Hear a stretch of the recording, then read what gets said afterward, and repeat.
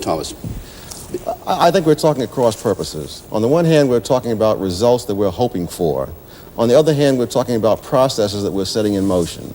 You're saying, should we hope for certain kinds of lessening of inequality and so on?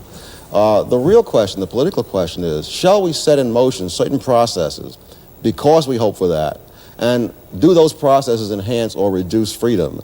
And I think the argument that Milton is making, certainly the argument that I would make, is that the attempt at doing these things, and it doesn't really matter, it's a complete straw man to talk about absolute inequality. Yes, it is. No.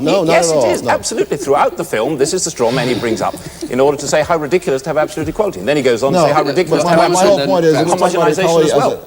As a result, you see, that you set up processes whose end result may not be any more or less inequality than exists now, but the question is, those processes may indeed reduce freedom greatly. I would go beyond the question of equality and put it more generally, that any process to ascribe any status to any group of people, equality, inferiority, superiority, must necessarily reduce freedom, because whatever the government wishes to ascribe to any group, whatever place, to use the phrase that was very common in the South, that blacks should have their place, whatever place the government is going to assign to people, that place will not coincide, that place will not coincide either with what all those people are doing or with how others perceive all those people, because there's too much diversity among human beings. To maintain any system of ascribed status from the top is going to mean reducing people's freedom across the spectrum. That's the point.